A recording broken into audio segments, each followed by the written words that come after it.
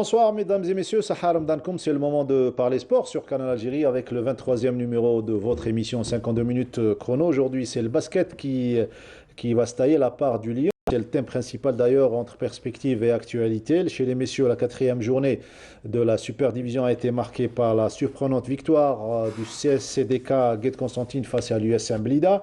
Chez les dames, le derby algérois entre le Mousia d'Alger et le Cossider a tenu toutes ses promesses. Les Mouloudiennes se sont imposées par 5 points d'écart.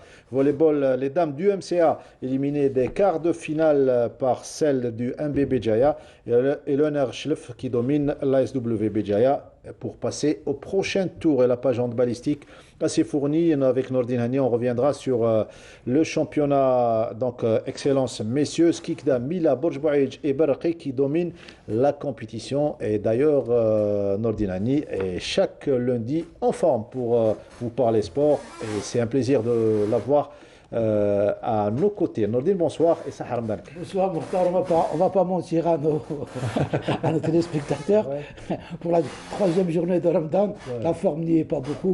T'as une bonne mine par contre. Je me suis rasé, donc j'ai essayé de ne pas décevoir les téléspectateurs. Donc, Sahar Ramadan comme à tous.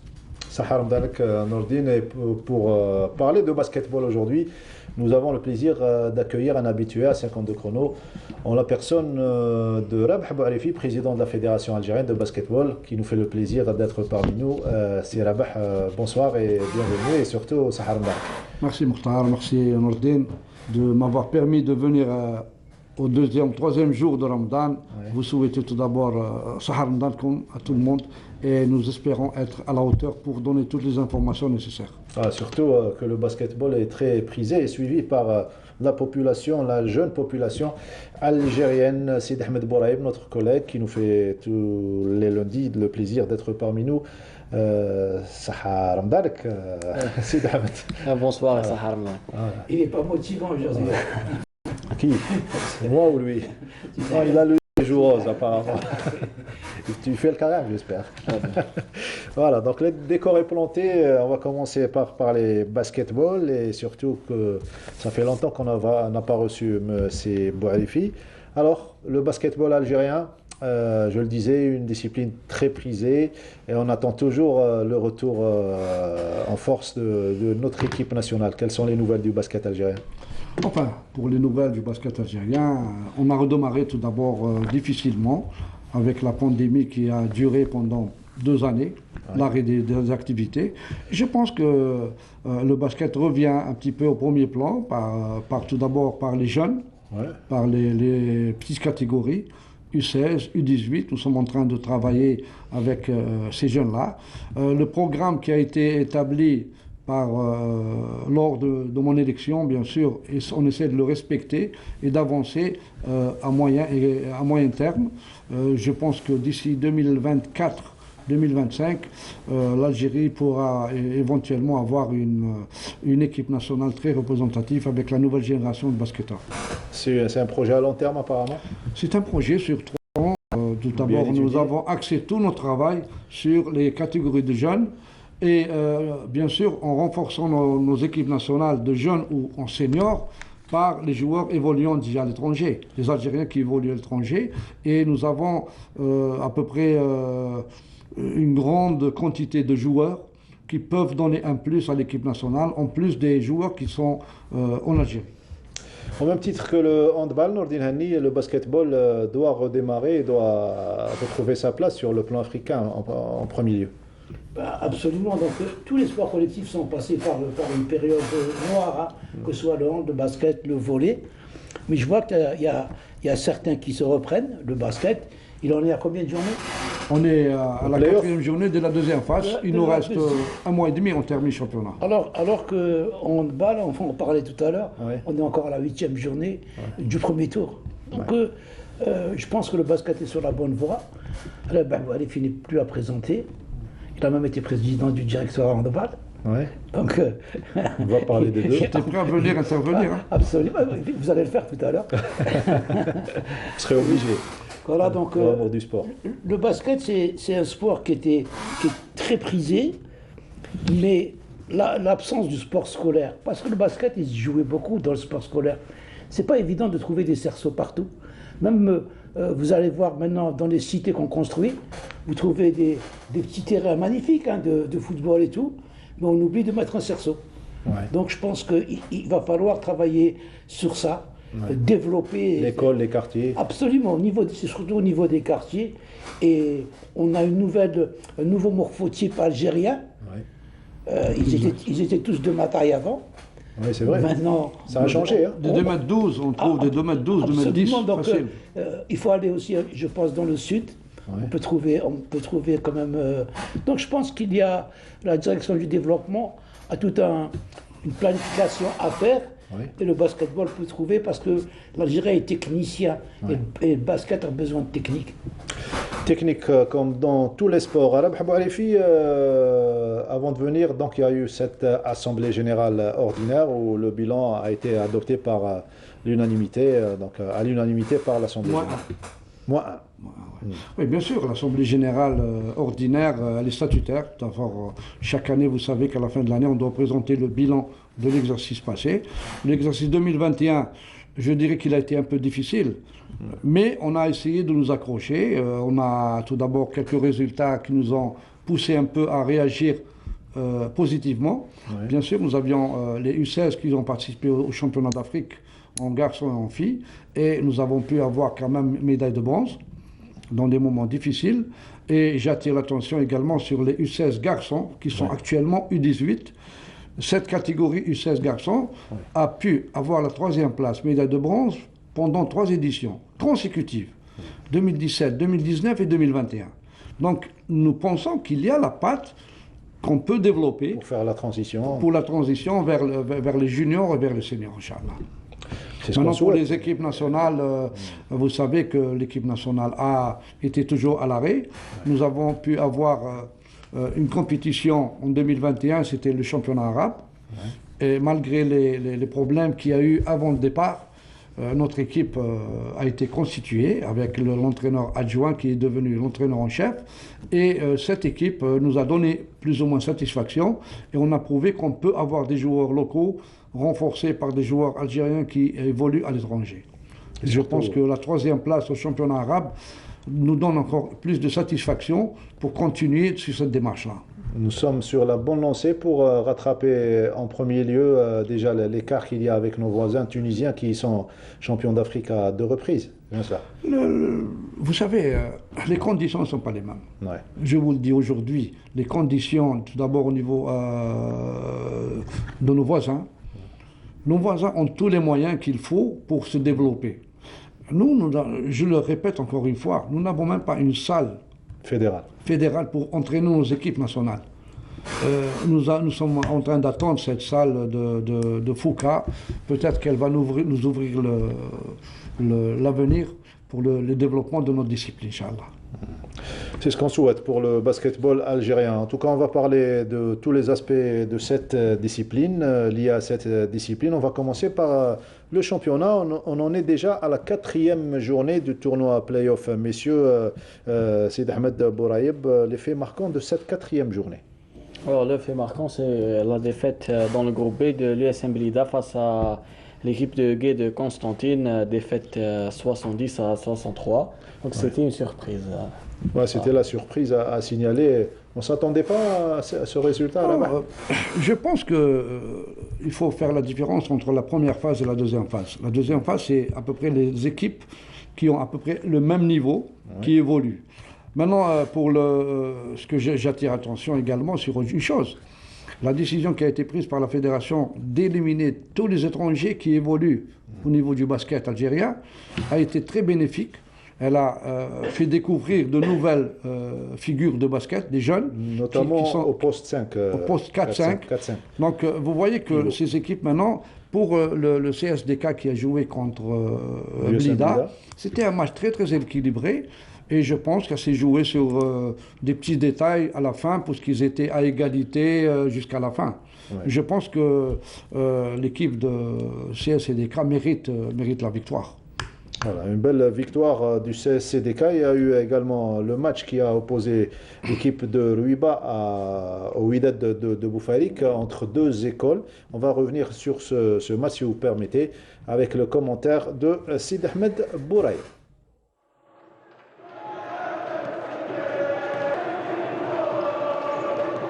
C'est lors d'une soirée ramadanesque que Ruiba accueille Boufarik dans une des affiches de la 4e journée des playoffs. En cas de victoire, Ruiba dépasse son adversaire du jour au classement, alors que Boufarik, solide leader, a pour but de creuser l'écart sur ses poursuivants. Le premier carton est très serré et les deux équipes se rendent coup pour coup. Ruiba termine devant 20 points à 18.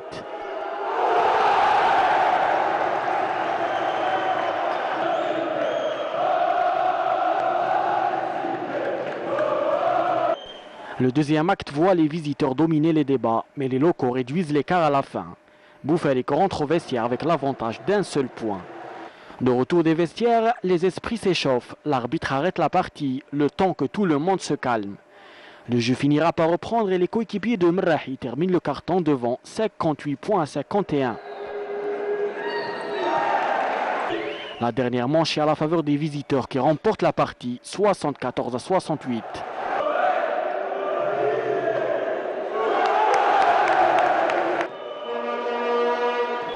Grâce à sa victoire, le Wydad de Boufarik reste leader avec 8 points, alors que le Ruiba n'en compte que 5.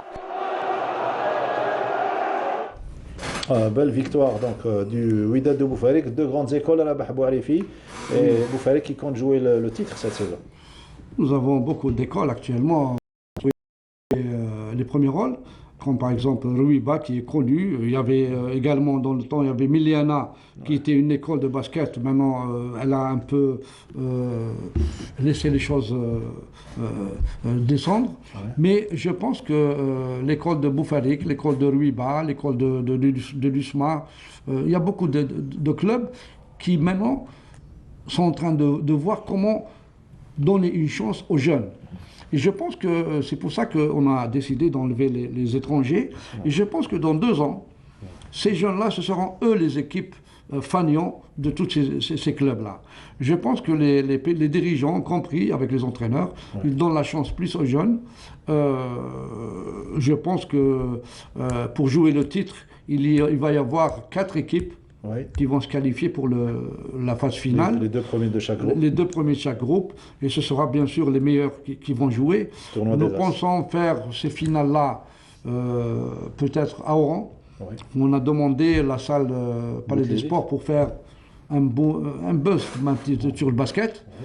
Je ne sais pas, maintenant on n'a pas eu de réponse pour l'accord pour la salle d'Oran.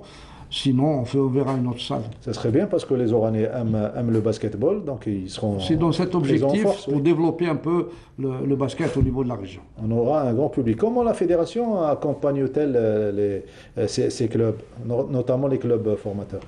Les clubs formateurs, vous savez, on les accompagne en les protégeant bien sûr pour que leurs joueurs ne soient pas pris par des clubs plus nantis. Premièrement, il y a une réglementation. Mais à chaque fois, nous demandons, bien sûr, nous avons fait une demande, ça fait longtemps au ministère, on peut décider de donner une liste de clubs formateurs pour être aidés. Mais quand vous voyez des clubs comme par exemple, à titre d'exemple, le NET, qui est un club formateur connu, qui a fait beaucoup de choses, que ce soit en football, en handball, en volley, au basket, elle n'a pas touché de subventions depuis près de 4 ans. Et elle joue chaque année les premiers rôles. Il faut tirer chapeau à ses dirigeants et ses entraîneurs qui font le travail. Donc je pense que les pouvoirs publics doivent se pencher maintenant un peu plus sur ces disciplines, leur donner la chance de montrer leurs compétences.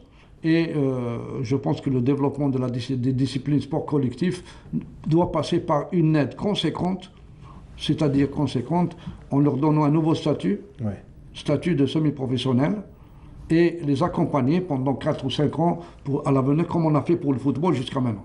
Je reviens un petit peu en arrière dans votre intervention. Vous venez de dire que la fédération protège les clubs formateurs des clubs aux grands moyens pour qu'ils ne prennent pas leurs meilleurs joueurs. Est-ce que c'est applicable actuellement sur le terrain? Bien sûr c'est applicable parce qu'il y a une réglementation. Aucun joueur ne peut changer de club sans avoir une libération. Parce que dernièrement, le Wydad Boufalik se plaignait du probable départ de Marahi. Non, mais ça, c'est pas un problème de la fédération. Nous avons une réglementation. Tout joueur qui change de club doit avoir une libération de son club d'origine. Si maintenant le club lui donne la libération, c'est pas un problème. Mais je pense que les joueurs également, on doit penser également aux joueurs. On doit protéger également les joueurs. On ne peut pas laisser des joueurs dans des clubs où ils ne sont ni payés ni aidés. Alors qu'ailleurs, on lui donne un joueur, maintenant il est payé, qu'on le veuille ou non. On dirait qu'il est professionnel. Son statut. Donc maintenant, on ne peut pas obliger un joueur à rester 20 ans dans le même club. Il faut que les clubs essayent de... Sache conserver ce qu'il a. Sache conserver ce joueur. Je pense que le joueur de Marahi, il a discuté déjà avec moi à Dubaï. Il est venu me voir pour ce problème de libération. Il voulait partir cette année. Pour le Mouloudia. Moi, je lui ai dit, c'est pas possible. Si moi j'étais président de club, je ne vous libère pas. Pourquoi? Parce que vous jouez avec moi et contre un autre club. Il faut attendre la fin de la saison et discuter avec votre club d'origine qui négocie avec le club où vous voulez partir et trouver une entente. Les clubs preneurs, selon vous, doivent passer par le club. Oui, bien sûr. Bien sûr. Et pas contacter directement le joueur. Mais ils ne doivent pas contacter le joueur, c'est par respect, si on veut que les gens soient respectés. Le président discute avec le président du club et négocie avec lui le transfert du joueur. Je pense qu'il faut des statuts pour cela. Il faut des statuts. Le club n'a pas le droit de faire signer un contrat à un joueur. Il n'a pas le droit. Il n'y a pas de signature, c'est des signatures de licence. De licence. Donc le joueur peut partir quand il veut, puisqu'il n'y a pas de politique sportive. On l'a toujours dit, dans toutes les disciplines, c'est le même problème. Pourquoi protéger des clubs par rapport à d'autres clubs? Il faut donner la même chose à tous les clubs et faire une véritable politique sportive. Le problème, il est là, parce que vous allez avoir beaucoup de problèmes. Vous avez parlé de Miliana qui a disparu, moi je peux vous parler de Ben Issaf, où on a de bons amis, et qui ont tout, qui veulent vraiment essayer, mais qui n'arrivent pas, parce qu'ils sont bloqués par des décisions. Des fois, c'est des DJS qui ne réfléchissent pas comme d'autres DJS. Donc il n'y a pas une véritable politique sportive qui protège nos clubs. Et c'est nos clubs qui vont faire l'équipe nationale par la suite. C'est ce qu'on oublie. On parle de la tutelle. La tutelle, à part sanctionner les gens, je ne vois pas qu'est-ce qu'ils ont fait depuis qu'ils sont là, comme statut. Tout le monde en parle. Tout le monde a dit qu'après la réforme, il n'y a pas eu de politique sportive. Vous êtes d'accord avec moi? Exact. Personne ne se dit, ah oui, c'est vrai, ils ont raison, pensant à faire une politique sportive. Donc le problème, il ne sera jamais résolu. Tant qu'il n'y a pas de statut. Tant qu'il n'y a pas de... Bien sûr. Il faut un statut pour les clubs, ce que je suis en train de dire. Il faut qu'ils passent du statut d'amateur à un statut de semi-professionnel professionnel. C'est le seul moyen pour sauver le sport algérien. Il y a des joueurs qui sont payés à 100 briques sans qu'il y ait de statut. Donc, sans qu'il y ait de statut. Voilà, c'est l'amère réalité de la situation du sport algérien actuellement. On reste avec le basketball, Sid Ahmed, pour parler de résultats. Vous allez nous dire les résultats et le classement après 4 journées. Alors, pour les playoffs, on est effectivement à la 4e journée. Alors, dans le groupe A, la Beskida a battu le PSL Alma 40, s'est incliné face à l'équipe de Alma 44-52. Mouloudia d'Alger, victoire face à Draria 99-48. Nasr Hussein a aussi petite victoire face à Stawali 50-25. C'est incliné face à c'est incliné. Un score de minimum. Alors, au classement, le Mouloudia d'Alger est leader avec 8 points, suivi de Stawali 7 points, alors que Skikda est dernier. Dans le groupe B, comme on a dit, la surprise c'était la défaite de Blida face à l'équipe de Gué de Constantine, 70-63. Dalbeda s'est imposé face à Miliana 54-30. Et Rouiba s'est incliné à domicile face à Boufarik 68-74. Au classement, Boufarik est leader avec 8 points, suivi de Gué de Constantine 7 points, alors que Miliana est dernier. Alors pour les play-down, on a joué pour la 3e journée. Dans le groupe A, Cherchel a battu l'IR Borj Bouariri 95-25, alors que l'Olympique de Betna s'est incliné face à l'US Sétif 66-69. Au classement, l'US Sétif est leader avec 6 points, alors que Borj Bouariri est dernier. Alors que dans le groupe B, il n'y a pas eu de match puisque Ousmane d'Alger au Esborj Barerij a été arrêté, alors que Ouargla Mbouaki a été reporté pour demain. Ça va se jouer demain. Donc ce mardi à partir de 22h30. Oui. À Ouargla. Ouargla qui accueille l'AS Al-Baougui. Voilà Ouais, pour le basketball, on va y revenir. Il y a également chez les dames 14e journée. Là, on a de belles équipes également, de belles confrontations. Mouloudia, Cossider et l'équipe HDM Sétif. également. Et Sétif, Le Sétif, MTS. On a eu une belle empoignade entre le HDM et Sétif la semaine passée. Et cette fois-ci entre le Mouloudia et Cossider. Qui s'est terminé bien sur sûr, 5 points d'écart. en sport féminin également, nous avons quelques équipes qui se valent, équilibrées. Comme vous avez dit, le Mouloudia, le HDM. On a vu le dernier match MTS qui a battu le HDM à Usindé. À Usindé. Donc je pense que les finales de playoffs se joueront entre ces 4 équipes, à mon avis, parce qu'elles dominent un petit peu le championnat. Très bien, on va tout de même parler des résultats. Kram Constantine s'est incliné devant Usindé Marine 37 points à 75. C'est la 14e journée, il faut le rappeler, de la nationale 1 dame. Le MT Sétif a battu largement le RC Borj Baïj 84 à 32 points. L'USM Alger a été battu par la jeunesse féminine de Kouba 32 à 36. Le Mouloudia d'Alger s'est imposé devant Cossider 56 à 51. DNRB Stawali, victoire à domicile devant l'USA Betna 44 à 40. Au classement, 2 équipes occupent conjointement la première place. Cossider et Usindé Marine. MT Sétif 3e avec 25 points. Et le Mouloudia d'Alger est 4e avec 24 points. Volleyball, on a joué pour le compte des quarts de finale chez les dames, quart de finale de Dame Coupe. La surprise, c'est la victoire du MB Béjaïa qui a écarté du chemin donc le Mouloudia d'Alger 3-7 à 0. On va revenir sur le match qui a opposé le NR Chlef ASW Béjaïa. Couverture, Sid Ahmed Bouraïb. Le début du match est à sens unique et voit une domination écrasante de Chlef. Une domination qui durera tout le set. Score 25 à 13. Le deuxième set est serré, mais Chlef reste toujours devant de 2 ou 3 points. Il creuse l'écart à la fin et s'impose 25 à 19.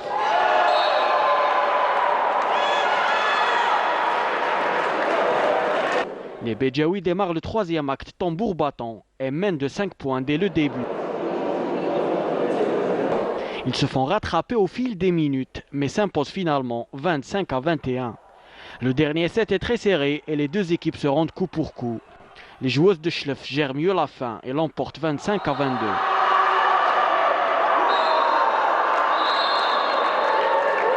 هنأ اللاعبات بهذا الفوز والمجهودات اللي بذلوه في هذه المقابله وكما يقول لك. Je félicite mes joueuses pour la victoire. La Coupe d'Algérie a un goût spécial. Les joueuses ont appliqué mes consignes à la lettre. C'est pour ça qu'on a remporté le 4e set. وعلى حسب اللاعبات تاعنا على حسب النصائح اللي عطيناهم مكمل طبقوها في الملعب.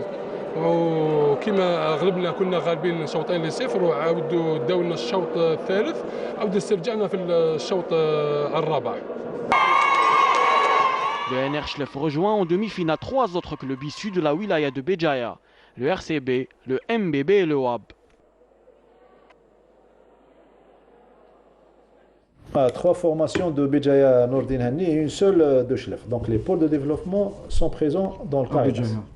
Absolument. Donc Béjaïa est connu notamment pour le sport féminin. Par exemple, en volley, ils font du bon travail en handball, avec Ouzlagen, avec beaucoup d'autres équipes. Donc, et là, on va encore opposer le problème. 3 équipes qualifiées à Béjaïa, ils n'ont même pas une salle de sport. Digne d'une compétition de volleyball. Voilà, ça, c'est encore des interrogations qu'on doit se poser au niveau de la tutelle. Puisque les salles sont gérées par qui? Elles sont gérées par les DJS, par le ministère. Il faut se poser des questions. M. Boualifi parlait de salle fédérale. Mais il faut une salle fédérale. On n'a jamais, dans aucun pays, une fédération est dépourvue de sa salle pour entraîner ses élèves. On a vu des sélections. On a vu en natation, par exemple, des nageurs d'équipe nationale nager dans des couloirs où il y avait du public. Ah, il faut arrêter les frais. Donc, Bravo à cette région de Béjaïa qui fait de l'excellent travail, ça se paye, et elle se retrouve donc 3 au milieu, En demi-finale. même si je fais un petit clin d'œil à l'équipe de Chlef. L'équipe de Chlef, la région de Nord d'Inani. Et oui, la formation à Béjaïa se bat contre vents et marées, malgré l'absence d'infrastructures dignes d'une compétition de volleyball. Je rappelle les résultats. Le RC Béjaïa s'est imposé devant le CR Touja 3-7-0. Le Moudia d'Alger a été éliminé par le MBB Jaya 3-7-0. GSN El Hamri a été battu par le WAB Béjaïa 3-7-0 et victoire et qualification pour les demi-finales du NR Chlef aux dépens de l'ASW Béjaïa 3-7-1. Voilà pour le volleyball. Et là, on revient à notre. Il y a eu également les 16e de finale chez les messieurs. On ne va pas oublier les messieurs. On va rappeler les résultats. Le Nassus Sindé s'est imposé devant Moulad Al-Hamoun 3-7-0. Victoire de l'Est Tajnat. Une autre élimination du Mouloudia cette fois-ci, c'est les messieurs. 3-7-2, victoire de l'équipe de Tajnat. Et Gharam qui a été battu par l'étoile Sétifienne 3-7-0. Omaria qui a battu au tie-break le Wab Tahir 3-7-2. Le Sbatiwa a été éliminé par l'Olympique Al-Qsar 3-7-0. Le S Al-Ulma qui élimine le RC Bzila sur le même score 3-7-0. Victoire de 3-7-0 du NR Borj, victoire logique face à Messelmoun.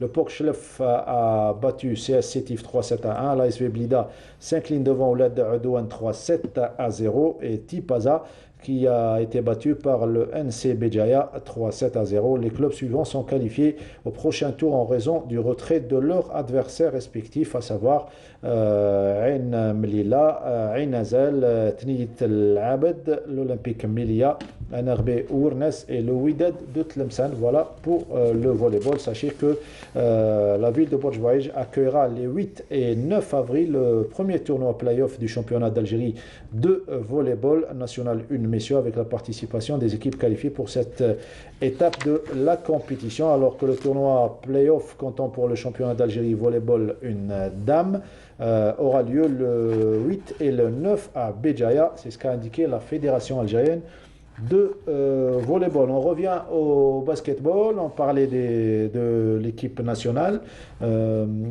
Et est-ce que la fédération s'intéresse certainement elle s'intéresse aux joueurs qui opèrent à l'étranger, mais est-ce qu'il y a des noms qui vont renforcer très prochainement l'équipe nationale? Je parle du basket à 3 et le basket à 5. Exactement, nous avons tout d'abord le basket à 3 qui va participer aux Jeux méditerranéens d'Oran, et nous sommes obligés de mettre en place les meilleurs joueurs qui peuvent représenter dignement nos couleurs. Les autres nations. Nous avons tout d'abord des joueurs évoluant à l'étranger qui jouent régulièrement le 3 contre 3, comme par exemple, je peux citer le nom de Labouise, oui, qui il a à peine 22 ans. Donc c'est le fils de Labouise, c'est son fils, exactement. Il joue régulièrement le 3 contre 3. Nous avons également un autre joueur qui joue à l'étranger, c'est Haïf. Il a à peine 20 ans, 21 ans, qui a fait une bonne saison cette année avec son équipe. Et nous comptons sur les joueurs locaux, bien sûr, parce qu'ils sont toujours en regroupement. Nous avons à peu près 3 équipes de 4 qui s'entraînent régulièrement. Je pense que d'ici le mois de mai, on va essayer de regrouper les meilleurs joueurs pour les préparer pour les Jeux méditerranéens. Mais pour l'équipe nationale 5 contre 5, on est obligé de nous faire aider, je dirais, et renforcer par des joueurs qui évoluent à l'étranger, des Algériens. Ouais. Nous avons une liste de joueurs. On fait la prospection encore pour les préparer déjà pour les futurs éliminatoires du championnat d'Afrique. Est-ce qu'il y a une forte demande des joueurs qui sont installés, notamment en France, dans les championnats? Justement, ce qui a donné le plus au basket, c'est surtout le football. Ouais. Suite à l'équipe nationale, les résultats qu'il y a eu. Voilà, c'est un effet de locomotive, puisque les footballeurs ont donné de bons résultats. Ouais. Tout le monde maintenant connaît l'Algérie. Les joueurs algériens qui sont à l'étranger veulent jouer en équipe d'Algérie. Donc nous essayons de les avoir avec nous. Sans oublier qu'il faut qu'il y ait une formation et du travail qui doit être fait ici au Mais niveau bien sûr, local. on peut pas, moi je vous le dis honnêtement, on ne peut pas avoir une équipe d'Algérie de basket constituée uniquement de joueurs évoluant là-bas. Nous avons une patte ici, on doit s'intéresser surtout aux jeunes qui sont ici, et je pense qu'on peut aller jusqu'à 50% des joueurs, pourquoi pas. Le basket à 3, c'est nouveau, c'est une nouveauté pour nous en matière de compétition. Il y aura les Jeux méditerranéens ici à Oran. Est-ce qu'on est bien préparé? Nous allons bien sûr participer, c'est la première participation tout d'abord de l'Algérie Parce qu'on a des repères par rapport aux autres à ce niveau-là. Nous avons déjà participé aux Jeux africains. L'Algérie a participé, où nous avons eu quand même, on était finaliste avec le Mali. On a perdu la dernière rencontre sur un point d'écart. Donc nous avons déjà une petite tradition, mais ici au niveau méditerranéen, je pense que le niveau est différent, très différent. Nous avons une équipe qui va participer, un garçon et une fille, et je ne pense pas donner quelque chose aux spectateurs et leur dire que nous allons avoir des médailles, etc. Nous allons participer et essayer de voir où est le niveau du basket algérien 3 contre 3. C'est ce qu'on espère, du moins on espère avoir des résultats dans ces Jeux méditerranéens qui débuteront, il faut le rappeler, le 25 juin. Le 25 juin. Ça va durer une dizaine de jours. Nourdine Hani, vous serez certainement au rang pour suivre toutes les disciplines. Absolument, donc ce sera avec un grand plaisir. Donc ça se passe chinois au rang. Donc, Et c'est passionnant, les gens découvrent. Non, je parle du basket à 3. Oui, bien sûr. Actuellement, nous avons organisé, je dirais, lors de la venue des Tunisiens ici, au U16, nous avons organisé des compétitions 3 contre 3. Et il ne faut pas oublier que quand on organise des tournois, on inscrit les jeunes, les participants s'inscrivent au niveau de la fédération internationale. Et nous gagnons des points, ce qui nous permettra à l'avenir de participer à des tournois au niveau international. Si on ne participe pas, donc c'est un grand avantage pour nous. Et je pense que les objectifs qui ont été fixés dans le programme de la fédération, notre objectif numéro 1, c'est d'arriver en 2024-2025 avec 14 équipes en superdivision. Il faut arriver à 14 équipes de superdivision, 14, et peut-être que les gens qui vont venir vont essayer encore de descendre à 12, pourquoi pas 10, pour avoir les meilleurs clubs qui évoluent en semi-professionnalisme, pourquoi pas. Et je pense que c'est la seule solution pour essayer de développer les sports collectifs.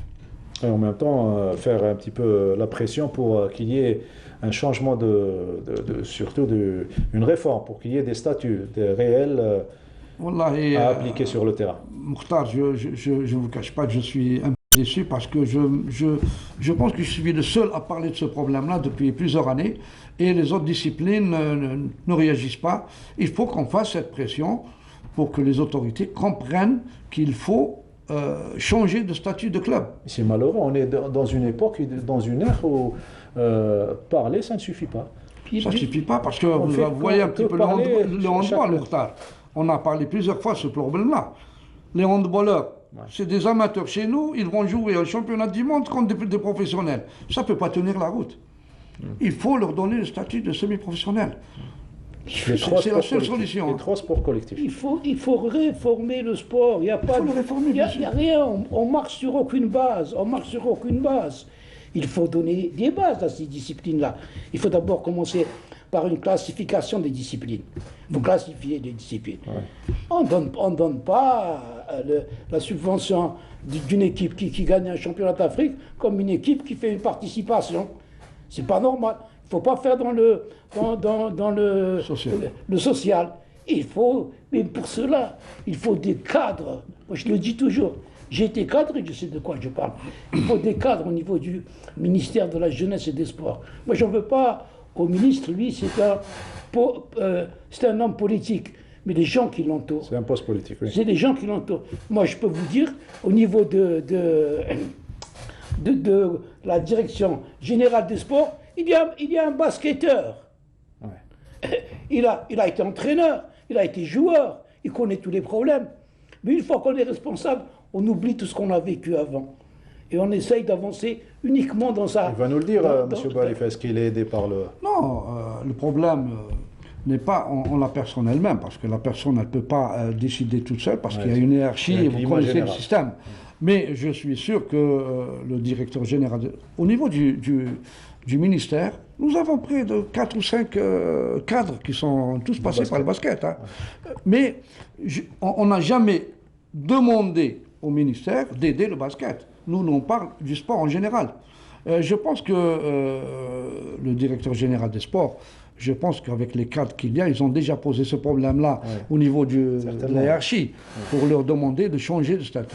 Et on le dit aujourd'hui, nous sommes disposés, nous, en tant que responsables de fédération, à venir aider dans une commission pour donner nos propositions. Nous sommes prêts. Eh ben, la balle est dans le camp du ministère de la Jeunesse et des Sports, espérons qu'ils écouteront l'émission. Allez, on va soulager un petit peu l'atmosphère avant de parler, retrouver les forces de Nordihani pour la page handballistique. Comme il est de coutume, à chaque mois de Ramadan, un petit entracte musical, puisqu'on est en plein de mois de carême. Si je vous disais, Bou'alem Mansouri. Il a bercé ma jeunesse. Il n'y a pas un ramadan où il n'existait pas. Donc c'était, dès qu'il y avait le Medfer, comme on dit, c'était Bou'alem Titiche qui apparaissait. C'est Bou'alem Titiche. Pourquoi on l'a choisi? Quel rapport avec le sport? Il a été, je crois... Il a été champion Mouloudia au cross-country. Voilà. C'est pour ça qu'on l'a choisi aujourd'hui. On va écouter un petit peu de Bou'alem Titiche, ça fera plaisir à plusieurs personnes.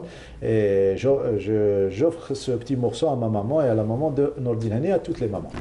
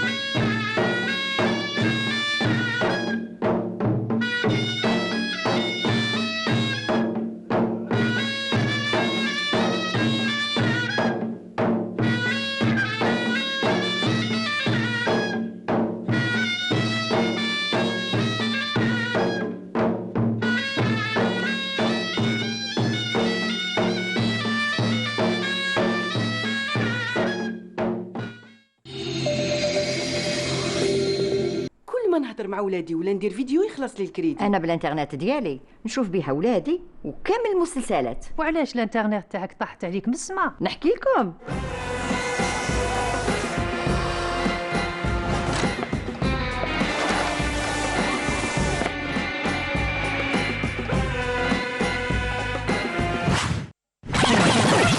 حتى هو في سما. تهضر بزاف وتكونكتي بزاف اوكي. سما ميكس تاع موبيليس راح تهضر وتكونكتي حتى تكون فيكس. سما ميكس هذا راح تاع 4000 دينار لحظه كل شبكات و50 جيجا انترنت. موبيليس معا نصنع المستقبل. ايه نحكي لكم. هذا البرنامج برعاية موبيليس. موبيليس معا نصنع المستقبل. Retour au plateau de 52 chrono pour la deuxième partie après cet entracte musical et cet espace publicitaire de notre partenaire Mobilis qui nous accompagne durant toute la saison sportive. Cette fois-ci pour parler de handball et le dada de Nordin Hani, on va parler de championnat excellence. Donc 8e journée pour le groupe A, 10e journée pour le groupe B, 9e journée pour le groupe C.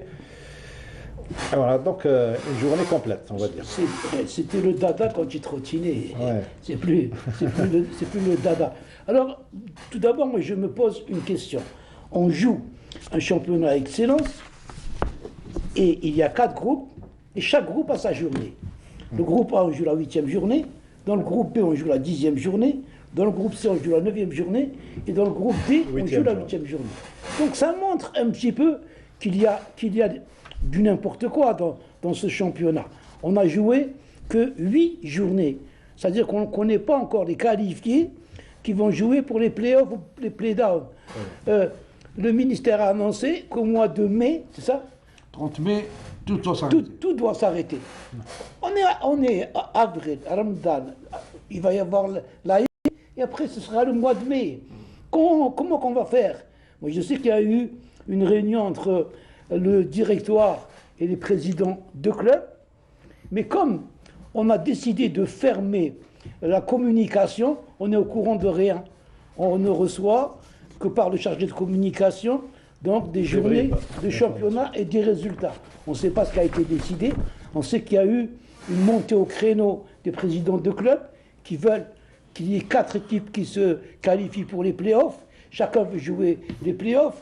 C'est le droit des présidents de clubs quand il n'y a pas une fédération qui est forte. Donc rien ne filtre. Les résultats, il y a encore le départ de Harouche. Le Harouche qui déclare forfait. C'est dommage, une équipe comme le Harouche qui a déclaré forfait. Elle a déclaré forfait pour ce match parce qu'elle est dernière au classement. Pourquoi dépenser de l'argent Pourquoi se déplacer à l'Oued et aller à l'Oued. Donc tout est calcul maintenant, tout est calcul. Et la fédération ne réagit pas. Tu es engagé en début de saison, tu fais tous tes matchs. Je ne fais pas parce que je suis dernier au classement, je vais faire des économies en ne partant pas à l'Oued. C'est vous dire un petit peu ce qui règne au niveau du championnat de handball. Pour les résultats, avec les chiffres, Bill Mouadraïs a quand même réalisé, pour moi c'est un bon résultat. On va revenir sur c'est un bon résultat juste après. Absolument, donc on regarde d'abord. On regarde d'abord le sujet de Sarah Delbel sur cette belle empoignade entre El Biar et Borj Bouaïj, les Elbérois qui ont flanchi dans les derniers instants du match. Reportage. Un match très serré et équilibré entre le leader, le CR Borj Bouaïj et le HBC El Biar, eux qui n'ont gagné qu'un seul de leurs 8 derniers matchs joués. Et ce 9e match de la saison a été remporté par les visiteurs, malgré leur mauvais rendement. Le début de la première demi-heure a été légèrement dominé par les locaux, qui ont su défendre leur cage, mais pas pour longtemps, puisque les protégés de Nabil Boussetta ont été plus dangereux offensivement et ont réussi à revenir au score pour terminer la première manche avec un seul but d'écart, 13-12 pour le CR Borj Bouaïj.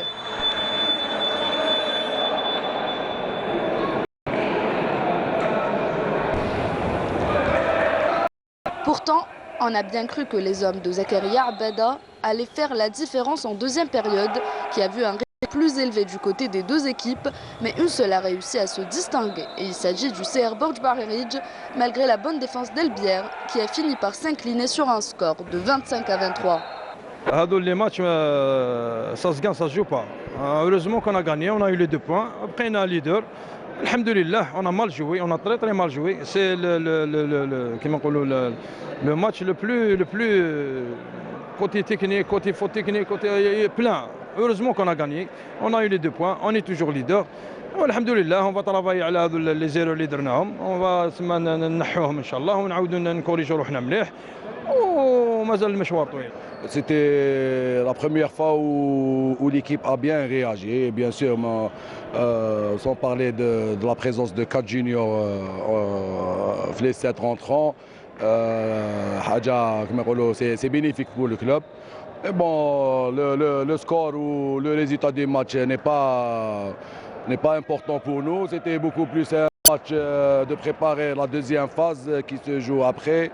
On va essayer de construire par rapport à ça, par rapport à ce qu'on a vu aujourd'hui de la part de quelques joueurs, pour préparer notre tournoi d'accession après la fin de la saison. Après un match nul, le leader renoue avec la victoire difficilement. Sa 7e depuis le début de saison, devant une bonne et jeune équipe d'Elbière.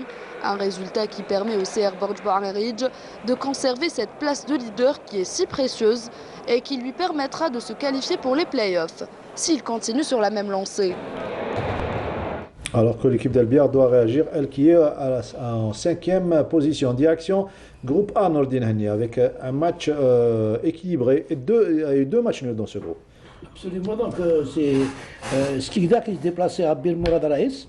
Moi je pense que c'est quand même un bon résultat, Bir Mourad Raïs, qui est une équipe qui accède. C'est le premier. Oui, absolument, devant une grande équipe de Skikda, de tenir un échec, c'est un bon résultat pour cette équipe de Bir Mourad Raïs qui réalise de bons résultats. Et puis il y a eu cette rencontre donc, entre le Mouloudia d'Oran et Oueklilet qui s'est terminée sur un score de 23 dans ce groupe.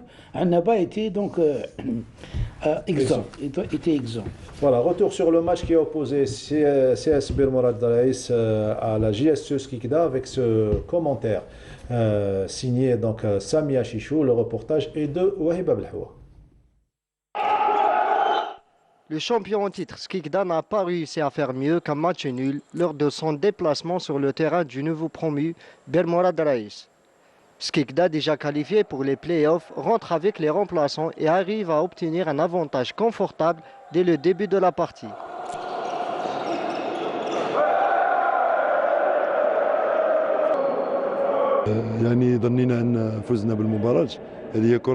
On a cru qu'on allait l'emporter. C'est ça le handball. En 5 minutes, tout peut basculer.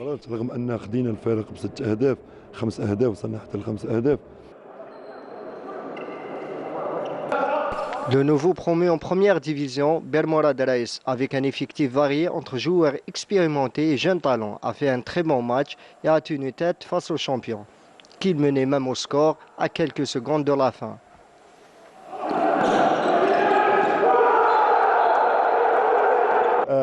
Alhamdoulilah, un match nul, c'est mieux que rien. On a joué face à la meilleure équipe d'Algérie. On n'est pas bien rentré en première période.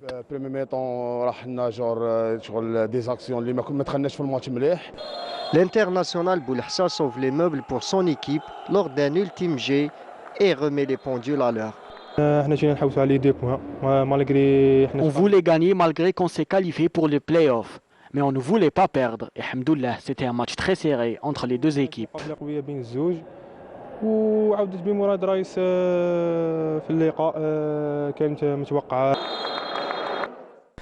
A rappeler que l'équipe de Bir Mourad Raïs jouera les playdowns en fin de saison pour espérer rester parmi l'élite. Sauver surtout la saison, elle qui reçoit à la salle de Barqi. Le comble, c'est qu'il y a une salle à Bir Mourad Raïs, Nordin Hani. Vous vous souvenez, on était allé passer les voir il y a de cela quelques années avant même la construction de la salle. Cette fois-ci, la salle existe depuis 2-3 saisons déjà, mais elle n'est pas homologuée. Et donc, Bir Mourad Raïs qui reçoit à Barqi. C'est dommage, hein.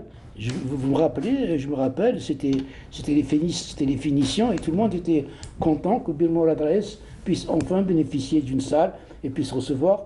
Ça aurait avantagé aussi Bir Khadem, ça aurait avantagé tous les clubs de la région. C'est toujours le même problème qui se pose. Il vous a parlé de salle fédérale d'une discipline qui n'a pas de salle fédérale pour entraîner l'équipe nationale. Et vous lui posez la question, est-ce qu'on va rejoindre les Tunisiens? Les Tunisiens ont leur salle fédérale. Le jour où on aura une salle fédérale, on se rapprochera des Tunisiens.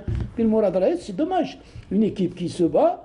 Je tiens donc à tirer chapeau à mon ami Mellel qui revient donc aux commandes, qui voulait partir et qu'on a remis dans le droit chemin. Écoutez votre conseil. Absolument, et j'espère que cette salle va être homologuée. Il faut arrêter les frais. Il n'y a pas assez de salles. Vous voyez le Mouloudia d'Alger qui se déplace, qui va jouer à Barraqi, à Intaya. Des fois, ils jouent à Bourg-Kifan, des fois, ils jouent à El Biar. Cette semaine, ils vont jouer à El Biar. C'est pas normal ce qui se passe, c'est pas normal ce qui se passe.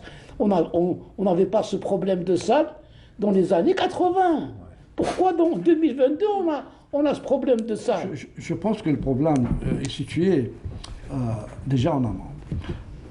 On a trop de clubs.